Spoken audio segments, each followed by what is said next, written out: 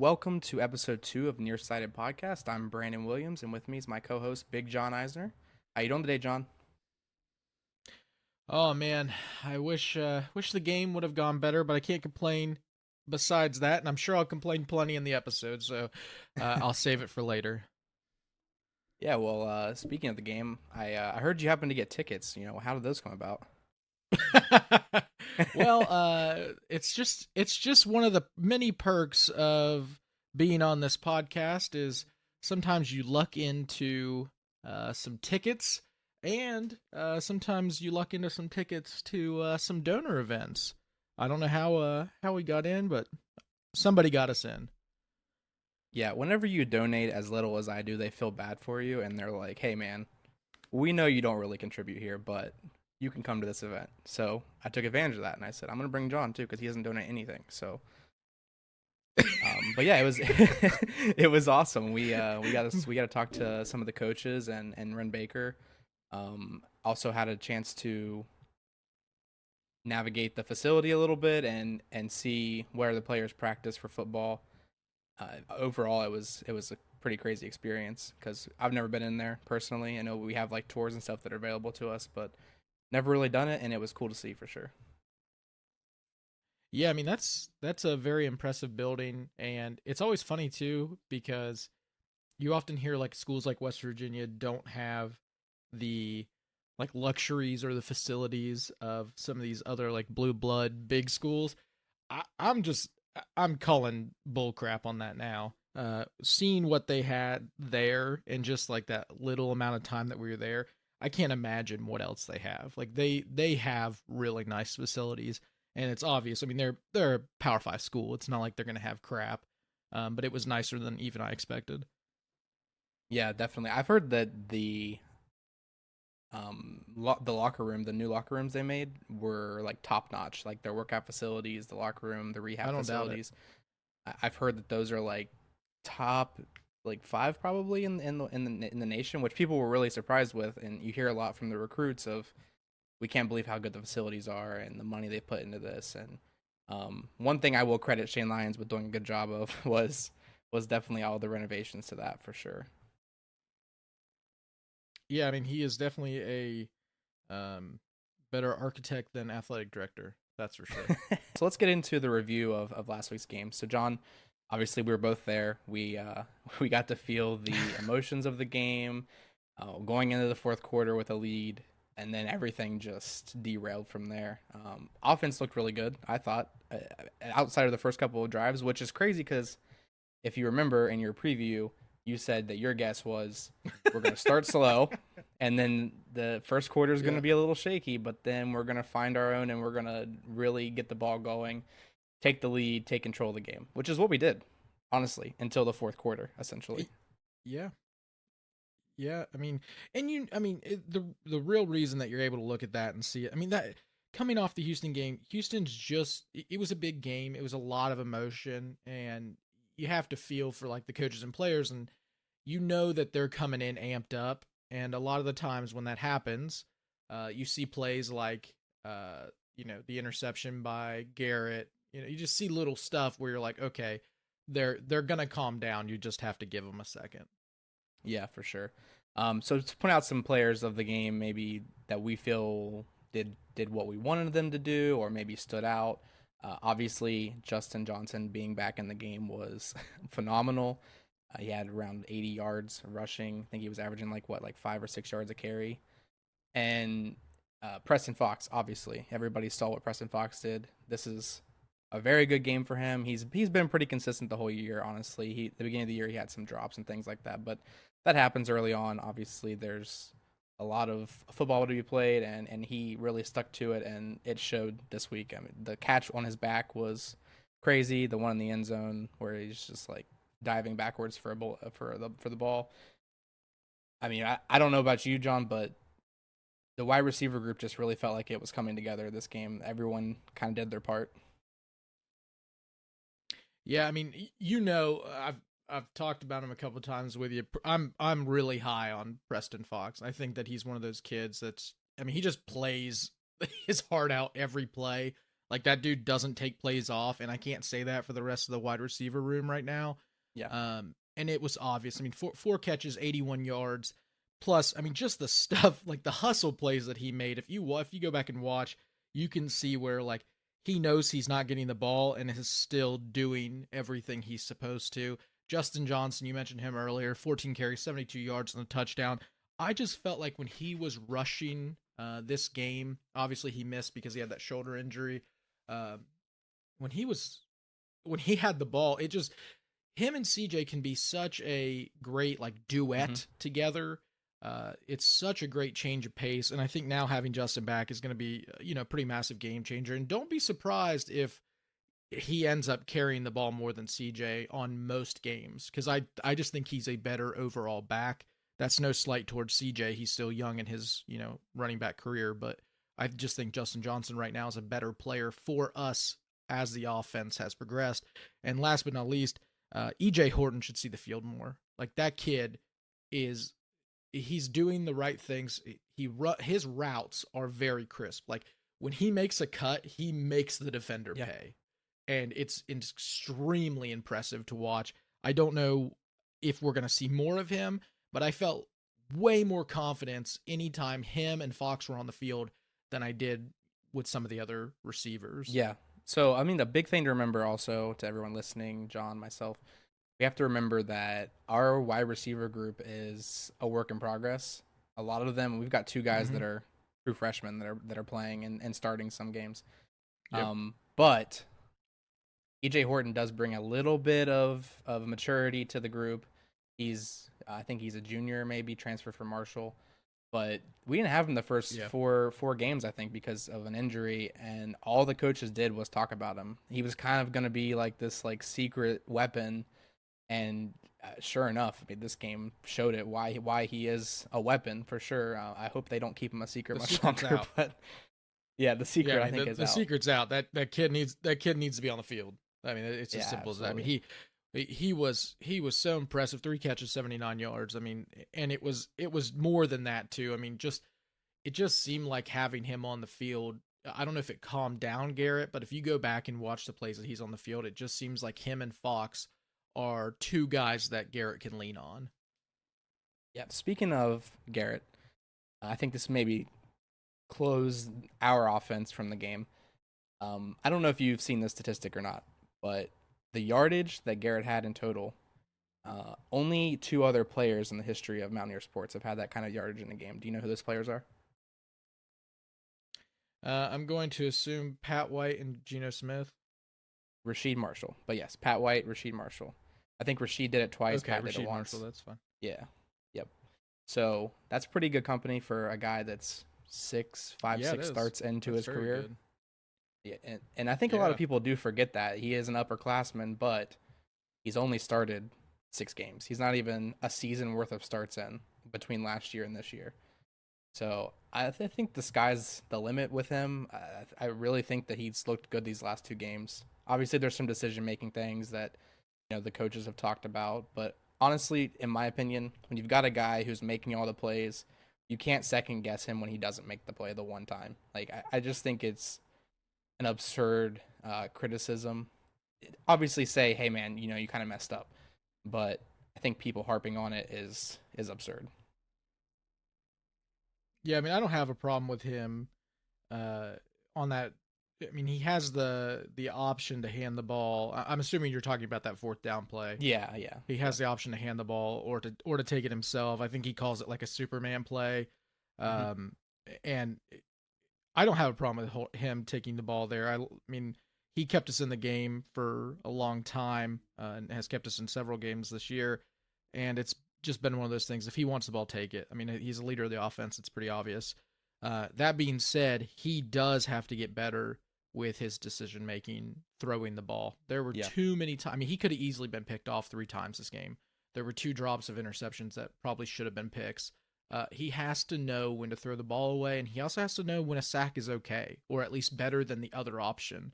Because there were some times, I mean, there was I think it was like a tight end curl route on the right side of the field, I think it was like a 12-yard curl. It wasn't very long, but he calls the tight end back to come towards him, but instead he should have just thrown it over the tight end's head out of bounds. But he risks it, almost gets picked.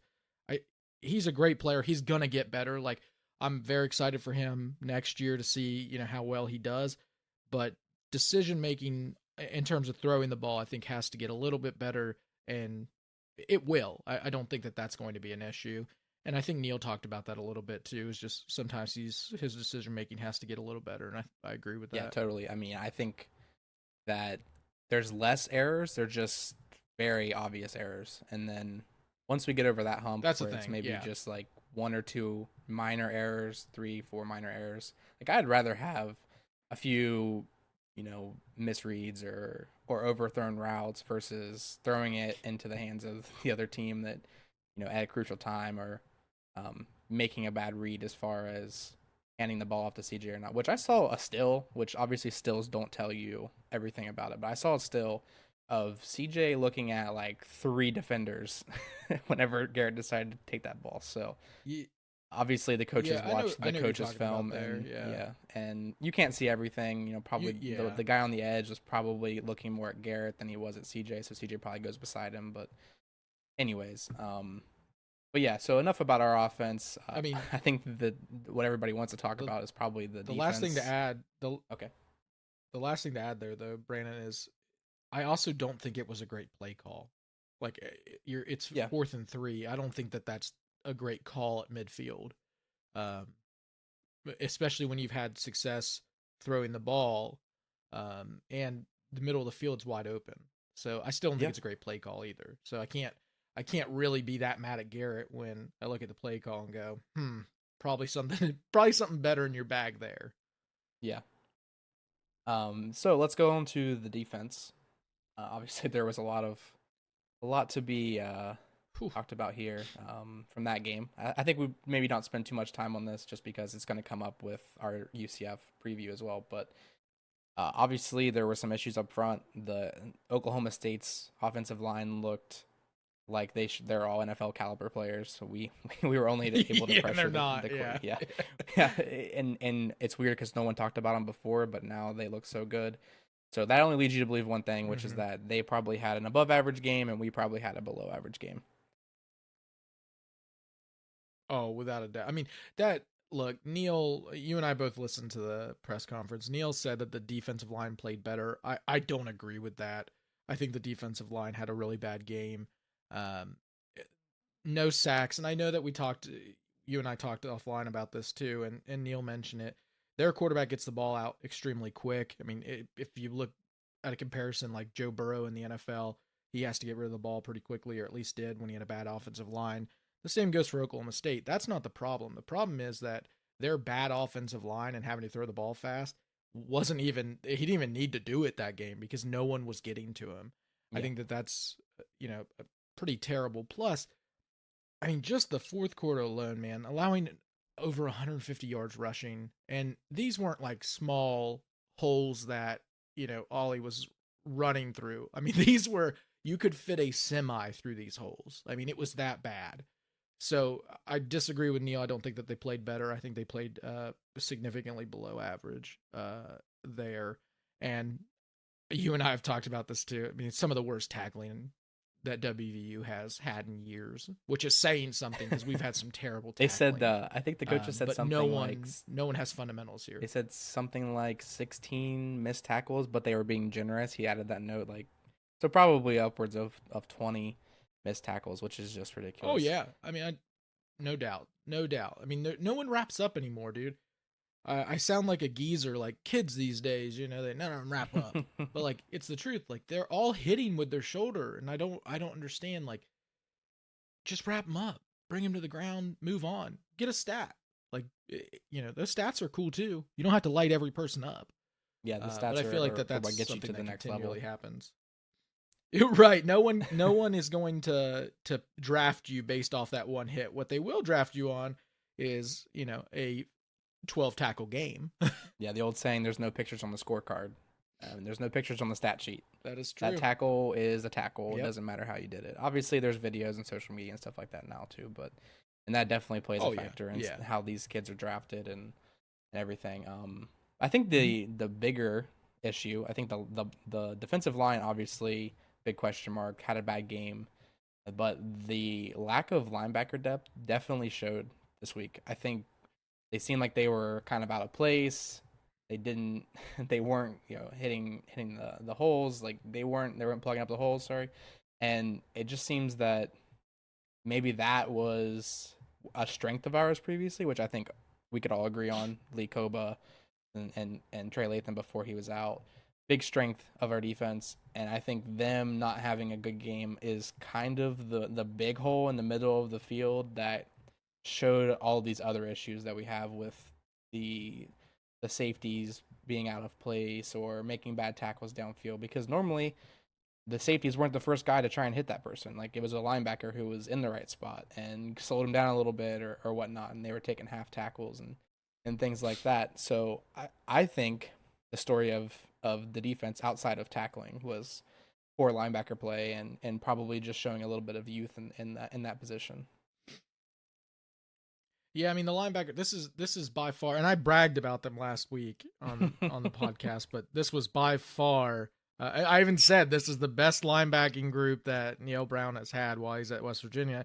I still think that based just talent wise, Yeah. but this is by far the worst game that they've played all season. They even when they were in correct spots, they couldn't make tackles. They couldn't bring people down, especially Ollie. I mean, that dude. I said it last week. I wish he was in a WVU uniform. I wish that I even think more everybody this does week after based off last of what week. he just did to. Yeah, yeah. I mean, what he did to us. But I just we we struggle with our linebacking group, and we'll talk about it in the UCF stuff. So I won't go too far into it, but blitzing, getting home is just atrocious this year. It is so bad. It's as if we do not bring any pressures, which isn't true. We bring 5 man a lot. Um, It's actually but crazy. that was The a the beginning of the season, we actually were leading or a leader in the nation with pressures, and now yeah. we're what total Our pressure 14, like rate was seven great. each of the last two games.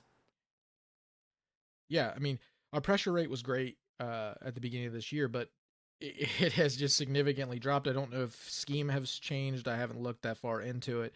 Um, but the pass rush is just so bad. I mean, 5 tackles for loss on a run heavy team. Like the tackles for loss are a underrated stat just based off when you play teams like this, because that at least means you're hitting them before they get to the line. So it's you're getting some penetration. That didn't happen this game. And it definitely didn't happen from the linebacking group. And you mentioned it just a second ago. This is my last point on the defense. Safety play.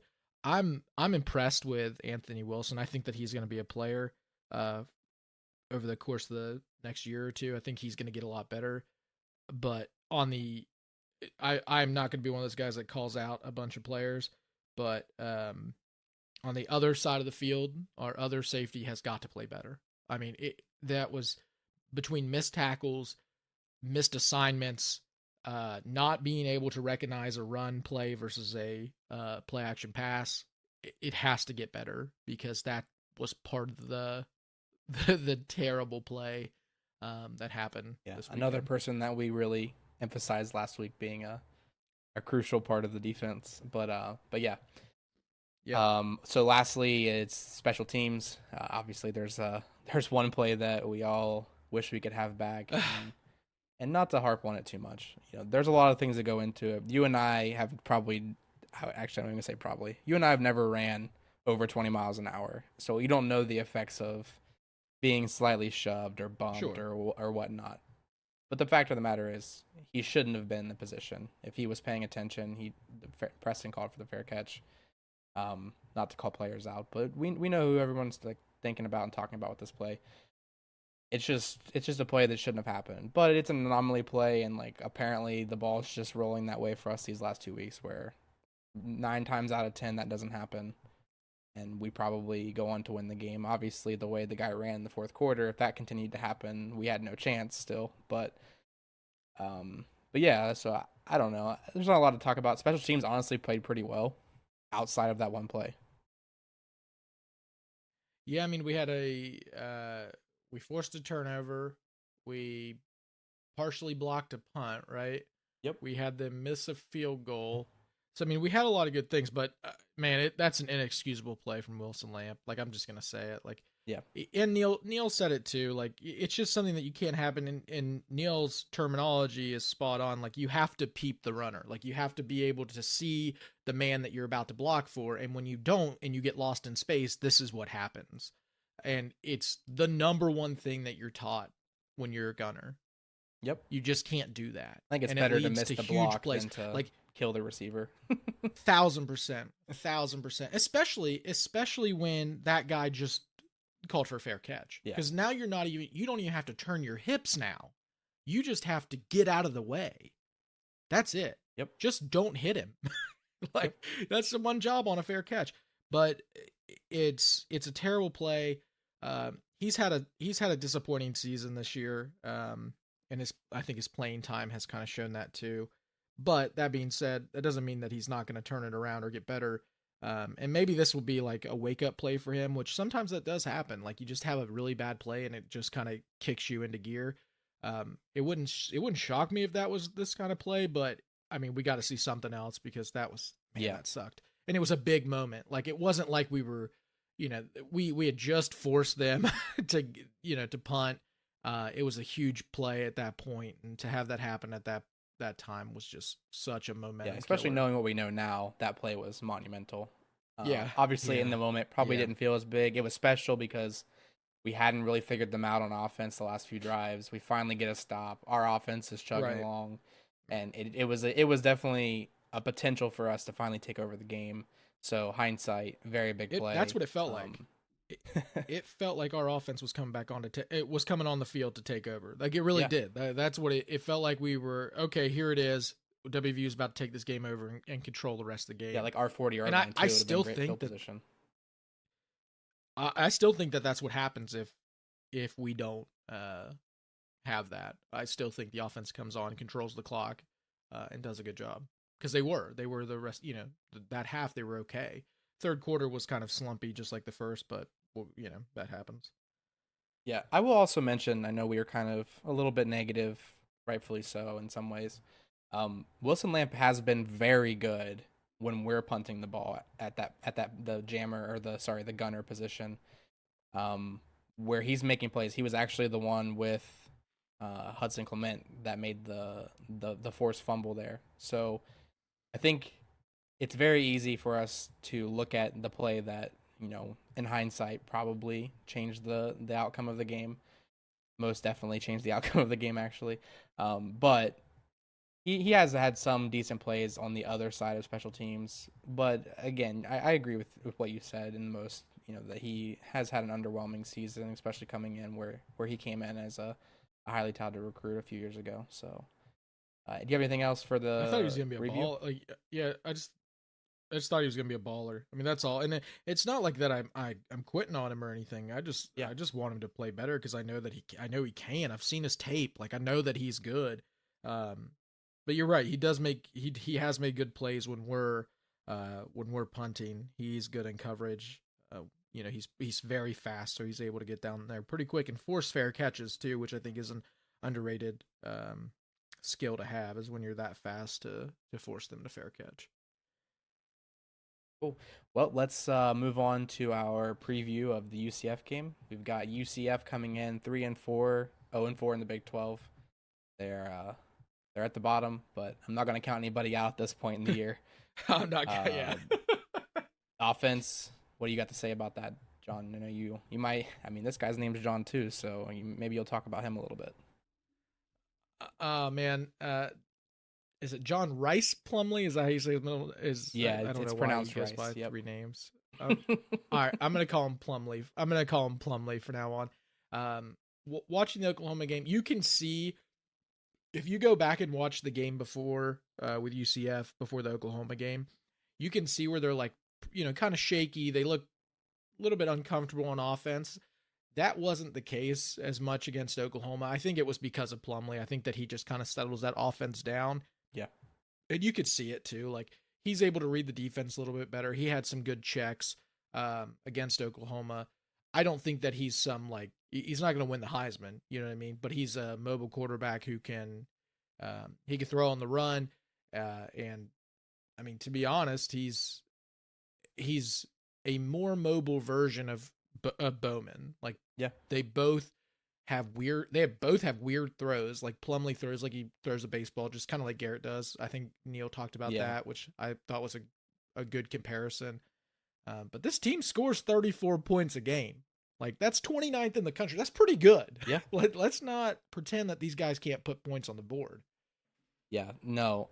What I saw out of them at Oklahoma was, I mean, they were able to do some pretty good scheming offensive wise to trick the offense or the defense into cheating up, thinking that the Plumlee's going to take off or they're going to hand it off to Harvey, who also very solid back. He's 5.5 yards a carry. Mm-hmm. But I think that they were able to scheme some ways to get them to cheat up and then threw it over their heads, and that happened I think maybe twice. One on the big score, it was like a 50 or 60 yard score, I believe. And outside of that though, they were able to move the ball, but when they got down to the red zone, it was like stall, stall, stall, and Oklahoma bailed them out a couple of times, and that's kind of how they got their first two scores. One was a personal, a face mask, and then the other one was just unnecessary roughness after the play, or maybe it was taunting, something like that. It was after the play, and both of those were able to extend the drives, and then they ended up scoring. So I do think I agree. Like the UCF offense is pretty solid. They can definitely move the ball. It's just watching the game. Like I wanted a little bit more, and I wanted them to finish.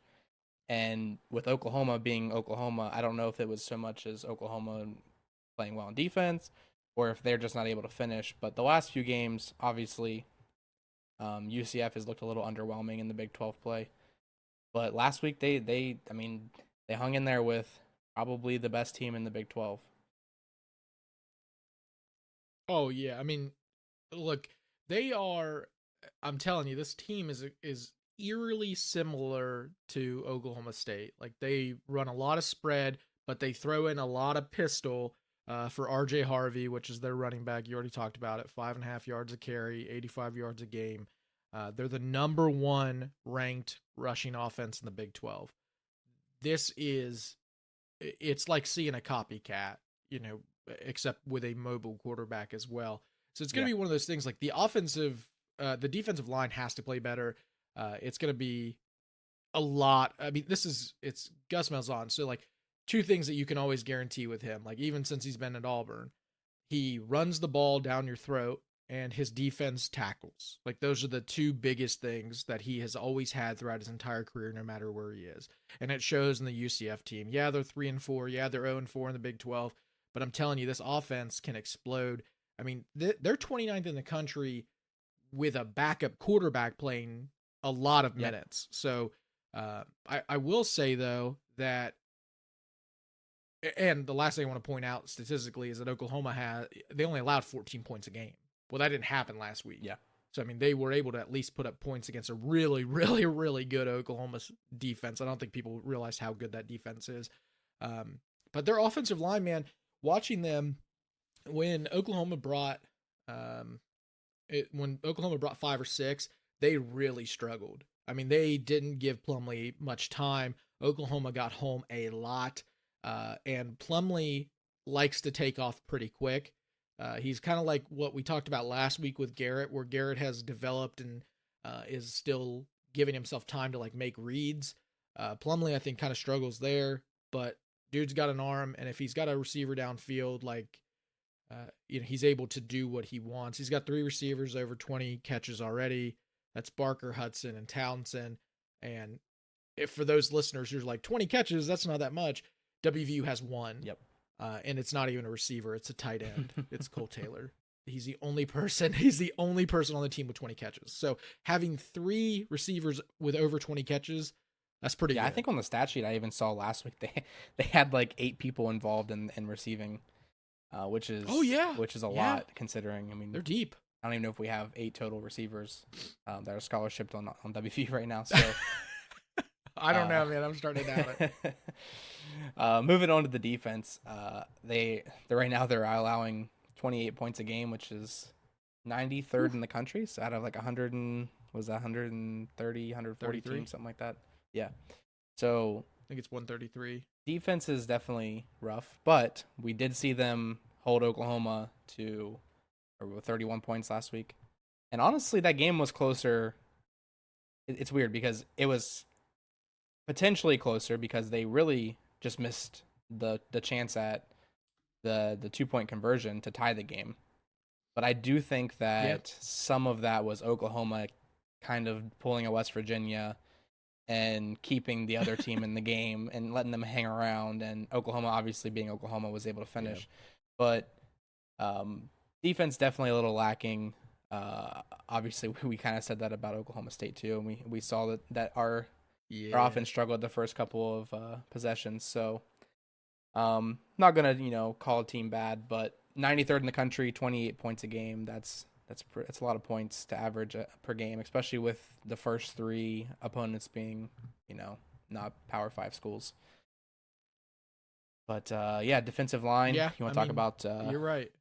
The big guys you got listed here. Yeah. So they play a lot of 3 down defensive linemen, but they bring usually 2 off of the edge, but they love to have 5 or 6 at the line, including their linebackers and defensive ends. And then they drop in coverage. That's their big thing is they try to scheme around. They don't want you to see what they actually are in. That's where a lot of our motion, I think, is going to be beneficial, which you saw last week with Neal and the offense. They had a lot of pre-snap motion so that it gave them a read on the defense. I think that's going to be important against UCF. I will say, though, this team they have a 2-headed sack monster. That's what I call it. Tremon, Morris, Brash, and Malachi Lawrence, who Tremon has 6 sacks, Malachi has 5, and the alarming, scary thing is that Lawrence is a freshman, and he is just beating the brakes off of these grown men. The other scary statistic is that Tremon Morris Brash has 14 tackles for loss himself. That's crazy.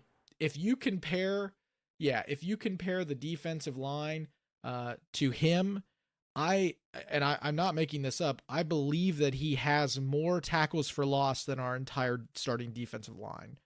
WVU doesn't have a defensive lineman close to his skill. It's not close. Like, this kid is phenomenal. Not to mention Lawrence. Lawrence is like he looks giant like on the field, but he's so fast it's scary. Yeah. So that's going to be a big problem for the offensive line. But I gotta say, I think that we have 2 really solid tackles that are going to take care of that. Plus Frazier in the middle. Yeah, and we're gonna have Rymack back potentially. I mean, he's gonna be available. May not start. True. I would see him. I think that's some smoke and mirrors probably, if I was to guess. I think that he may not start, but I think he's gonna have majority of the playing time just because the way they're moving people around right now. It's clear that our offensive line was better before. So why not? Why would you? If you don't have to, why would you? In a sense. But yeah. So what I would say additionally to what you said about the defensive line on their end is I wonder, like, my question I guess would be to you or to them or whoever's listening, is I wonder if it has these tackles for loss. Like, that's a crazy number. Like, I would say that's a pretty good statistic, not just in comparison to us, but in general in college football. I wonder if it's something they're doing with their scheme, is like our scheme. I feel like more of our tackles for loss probably came from like our linebacker group and maybe like a safety blitz. Something like that. I feel like before Lathan was down, like he had a lot of TFLs and sacks. So I wonder if something they're doing, shifting around or whatever, is getting this guy free off the block to be able to make these tackles, or is he just a freak? Well, I think it's twofold. One, he is a freak. Like, he has beat the brakes off offensive linemen. If you go back and watch the Oklahoma game, there are a couple times where he just makes them look like they're playing middle school football. That being said, they also do a really nice job of moving those two around. Like Lawrence, they'll play three down men on the line, and then Lawrence will be on the edge. So he's a stand up end at that point who is trying to get around the tackle and is much faster, so he's able to do it. Morris Brash, he's just a grown man. Like whoever's on him, usually he just dominates. And I had heard about him before, but this is the first time I've actually looked into him. I mean, he's very good. But going back to your point, Malzahn, he schemes really well with these two guys. Like he moves them around on the field, so you constantly have to be on the lookout for them. And I think in college ball, some of these guys kind of get lost in the shuffle when it comes to defensive rotations. And so if you lose him or if you lose Lawrence and you're not pointing him out, which I think we're going to be okay because I think Frazier is really good at that if you watch him on the field. But that's going to be big is making sure that you know exactly where those two are. Yep, totally agree with that. So last but not least, special teams, UCF. What are we looking at here? We've got probably one of the worst punt coverages in the Big 12, which we do have Preston Fox in another position to make a play. So this could work in our advantage with their coverage being so poor. Also, their punter is kind of struggling a little bit lately. He's not when you see him punt, which the last few weeks they've been punting a lot. But when you see him punt, it's just like he doesn't know, and the other team doesn't know whether it's going to be the 40-yard, 50-yard punt that changes the game, or is it going to go out of bounds 20 yards down the field? He's just really inconsistent, and I would say, and you probably agree with me, this is probably where WVU can try and control the game as far as our pretty solid, outside of last week, the one play, pretty solid punt return unit. Yeah, I mean I'll just say it. Their punter's a big reason why they lost. Yeah, I mean he had a couple key punts. He had a couple key punts that did not net over 30 yards. I mean it was that bad. I don't know if he's got like the yips right now or what, but he's really struggling. So as long as we don't run into our return man, I think that even if we have to fair catch every single punt, I still think that we'll be in a good position. But I do project that Fox will have a couple that he's going to be able to return because, to be honest, like their coverage is just, I don't know why they do what they do. I'm sure they have a reason, but it's not successful. And they're not getting to the ball very quickly. Plus, the middle of the field is wide open on their punt coverage. Yeah. And you saw it last week, like when Oklahoma actually did return the ball, they just ran straight forward. Yeah. Like that was there were no moves being made. They didn't have to do anything. There's nothing because there's just no one there. So if, my boy Fox, I think is gonna turn one on. He might take one to the house this week. That would be phenomenal for multiple reasons. But yeah, so I think in closing, what I want to see out of this game, and this is not emotionally based at all, and I'm not even joking about this, is I really want to see WVU run the score up. I know that we're not favored. I know it's in the bounce house. I heard it's maybe a sellout or close to a sellout game. I want to see us run the scoreboard up the way Kansas did against them. I think that we have a very similar style team to Kansas with our shifts on offense and the scheming and the players in the backfield. I think that we could do what Kansas did to them. That's what I think we have to do. There's a lot of negative narrative out there right now. And I think that the only way to stop that is to go in and show the teams that WVU had a couple of bad weeks, but we're here to play. And there's a lot of, was it 5 games left, including this one? We've got a lot of time, and the Big 12 is wide open right now. I mean, Oklahoma and Texas both, while they won, they don't look invincible anymore. And everybody talked about how it was going to be them in a rematch for the Big 12. And I really think there's going to be a big surprise. I'm not saying West Virginia is going to be there because the hopes have baselined a little bit, but I will say that I think there's going to be a team there that wasn't even in the conversation before, and I think that's how wide open that top half of the Big 12 is right now. So in closing, like I said, I think we got to score a lot of points this week and show that our offense is capable, and I think our defense has to make some stops. Yeah, I mean, I'll just make a projection right now. If UCF scores their season average, I don't think WVU wins because that means that they're controlling the clock most likely. Yeah. And they're probably winning time of possession, which you don't want to lose time of possession to them because they're a running team. They can go on 6, 7, 8 minute drives. They've done it. It's not something that they're not used to. Obviously, Plumlee's got a good arm. I think the defense has to step up. The safety play has to be better, and the tackling cannot be as bad as it's been because once you get to this point in the season, you have to start winning if you want to become bowl eligible. Obviously, and the season doesn't get easier. Like the schedule is going to get much tougher. You have an 0-4 Big 12 team. Like you have to take advantage of that. I'm not saying that UCF is a bad team. I'm saying that when 4 other teams have been able to survive them and they have yet to win in this conference, you cannot once again be the team that gives that team a win in the Big 12. We've already given Houston one. We can't do it to UCF. We have to have some pride. We've got to just come out and punch them in the mouth. And the other big thing is we have to run the ball better. Like it's going to be. I would assume that we will probably hand the ball off almost 40 times this game. I think that's where Neil's going to want to control the game, and it should lead to play action pass, which is the last thing that I want to add in that I want to see more of. We have to have more play action pass. There's a reason why you run the ball 35 times a game, and it's to set up the pass.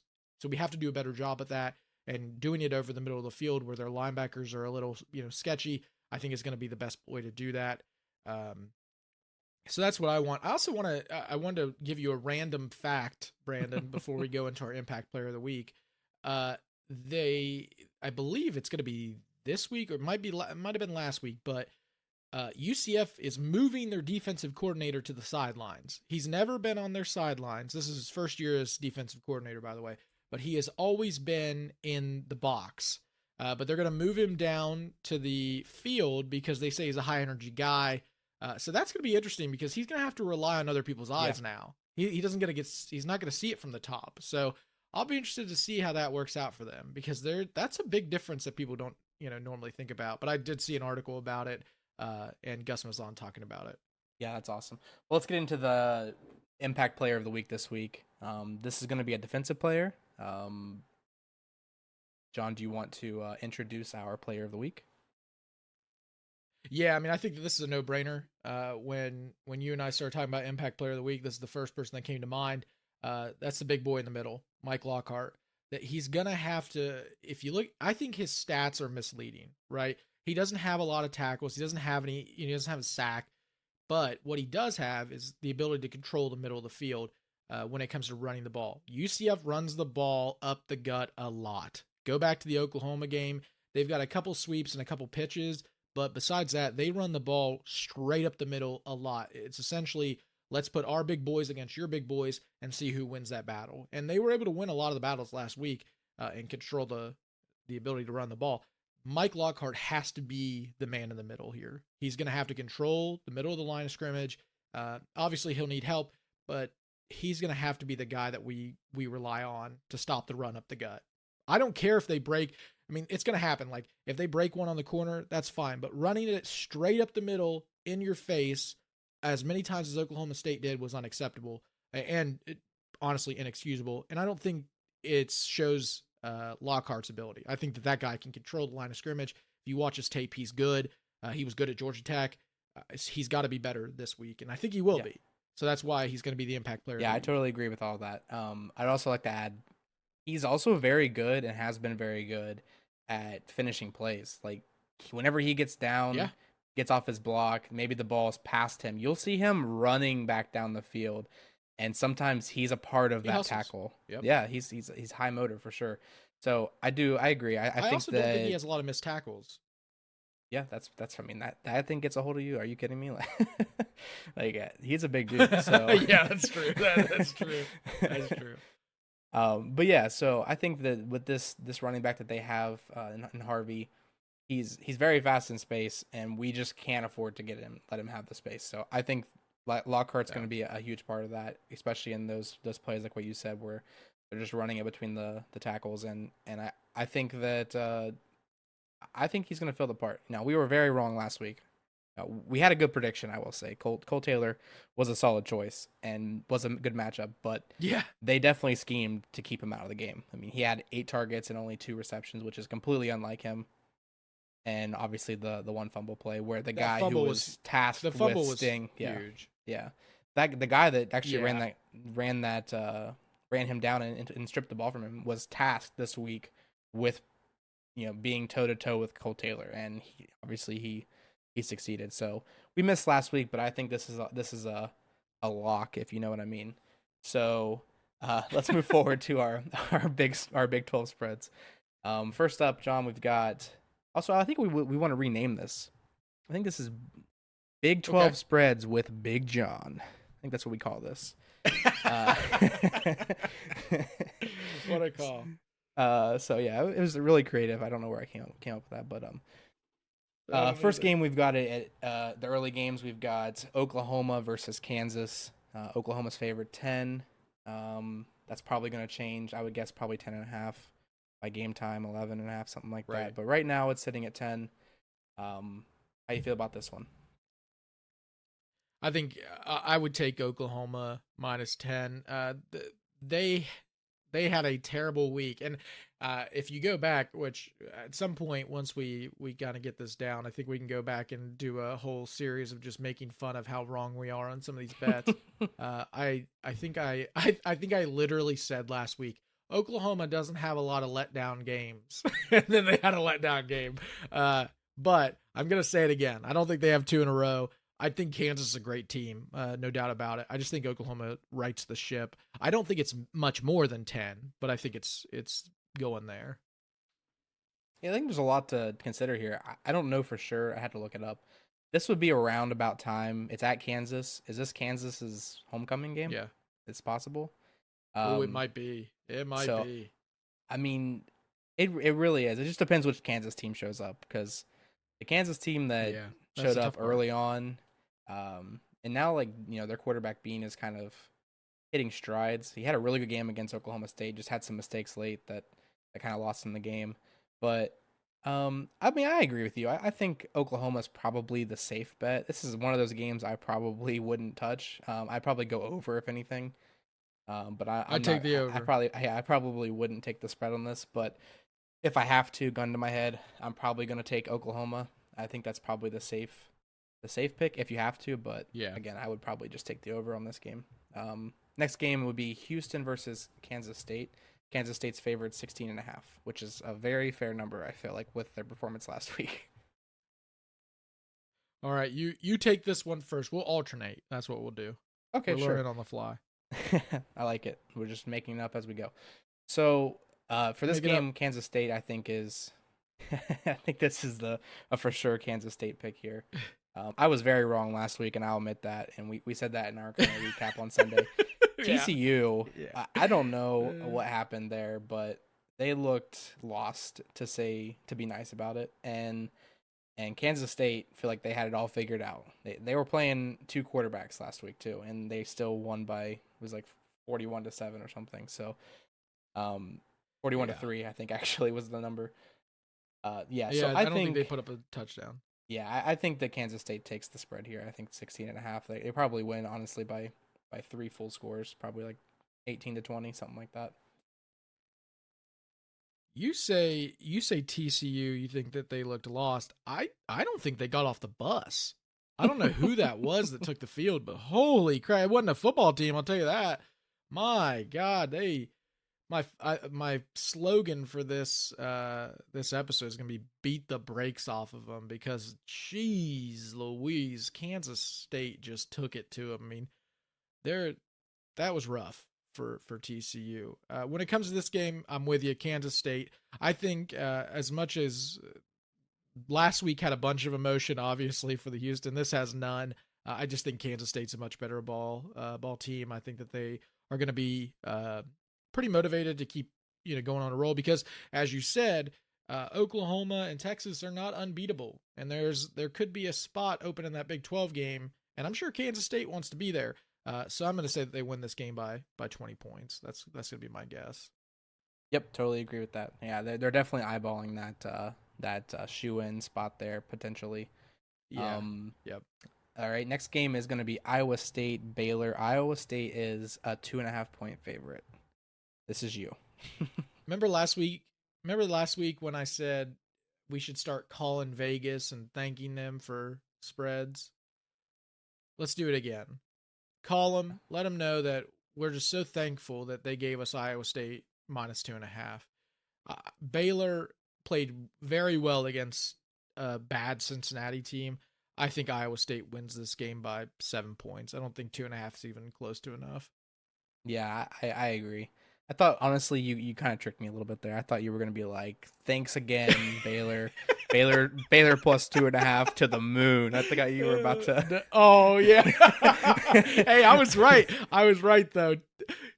Yeah. Call your So, legislator. but no, Thank I them agree. too. I agree. I don't know what they did, but thanks. Yeah, I agree though. I think Iowa State, uh, maybe not popular belief, but I think Iowa State actually looks like they're kind of figuring things out these last few games, and maybe it's quality of opponent. I don't know, but I do think that a 2.5 point spread for Iowa State is free money. So I would take Iowa State in this for sure. Yeah. Next game, BYU with versus you. Texas. Texas is a 17.5 point favorite. So Ooh, where you at on I'm this? thinking here.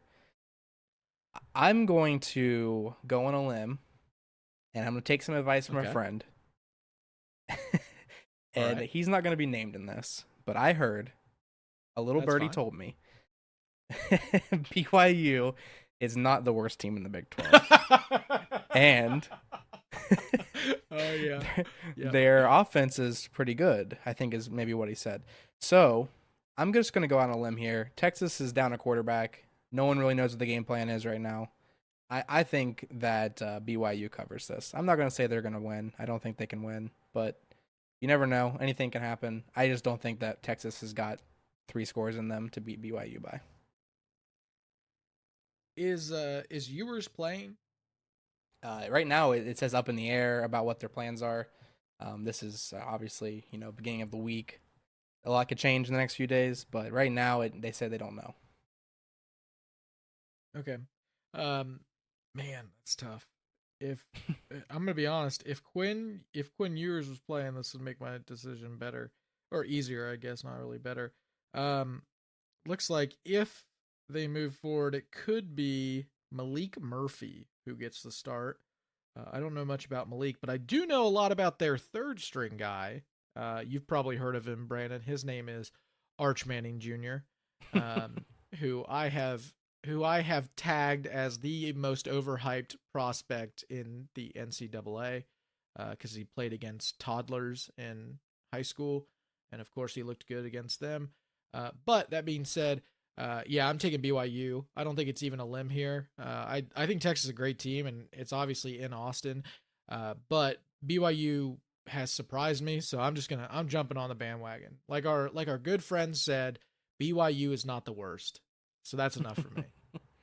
All right. Well, speaking of the worst, we've got Cincinnati versus Oklahoma State. Oklahoma State is a 7.5 point favorite, and I'm just going to take a quote from someone else on this show that's not me and say, "Ring, ring, ring, Las Vegas." Thanks. I just wanted to thank you so much for the free money because, and I know I'm going out of turn here, but Oklahoma State 7.5 points That's against a very down Cincinnati team. I think that's free money. So hammer the over. Here's what I'm doing. I'm going into my little DraftKings app or FanDuel, whoever sponsors us, at some point. All of But them. I'm going in there. I'm taking a look at that line and I'm saying, you know what? Screw you, line. I'm going to scroll down just a tiny little bit to alternative lines, and I'm going to put my finger and slide it all the way to the right to the moon because Oklahoma State might win this game by 1,000. This might be the highest scoring game of all time for one team. I expect that Ollie will have somewhere near, I don't know, 650 yards rushing at this point, and 25 touchdowns because that's how good he is. And this Cincinnati team, I don't think understands the game that they're playing. They may not even know this is football. That's how bad they played. They have made bad teams look like Super Bowl champions. I think Oklahoma State honestly wins this game by 24 points. I think that's a very fair I think call. it's that bad. Yeah, I think it's going to be It's at Oklahoma State too. Like they're in they're in for a world of Oh, pain. yeah. Yeah, yeah, See you nerds. yes, exactly. So last game, but not least, a game that I will not be touching this week with a 10-foot pole as far as betting goes. West Yeah. Virginia at Said it last week, UCF too. minus 7 points. What do you got, John? Yeah, I said it last week. I wouldn't touch the spread here. I would touch the over. I would do the same this week as well. I have WVU covering. I don't know if they'll win this game, but I think this is a field goal game. Which, trust me, if you listened to the show last week, yes, I know I said that about Oklahoma State. I get it. Although I don't think that they have a. I don't think Ollie's not coming out of the tunnel for UCF. Okay, they have a great back, but he's not him. So I don't think that they do what they did in the fourth quarter. And obviously, if that doesn't happen, that's a much closer game. Yeah. I think that that's just one of those, weird occurrences that, the defense fell asleep for a quarter. I don't think that happens, especially with, I'm assuming that Neal and them are just putting them through the ringer right now on defense. So I'm expecting them to play a little bit better. So I've got them at least covering. Yeah, I would agree. I think that I'm never gonna bet if the bet's against West Virginia. I'm never hitting the bet personally. Logically, I think that what you said, this is definitely under 7 is going to decide this game. So I think that West Virginia probably covers here, and I would definitely take the over if I was going to bet. But I'm taking a week off from betting on West Virginia sports because last week was not good for me. So, but yeah, John, you want to take us out? Yeah, look, episode 2, Brandon. Good work. We're an hour in. We've summarized everything to just absolute perfection in my book. I won't read the Twitter comments when they blow us up and tell us how bad we are, but that doesn't matter to me nor to you. Thank you all for listening. Come back next week where I'm sure we'll have even dumber things to say. And until then, let's go Mountaineers.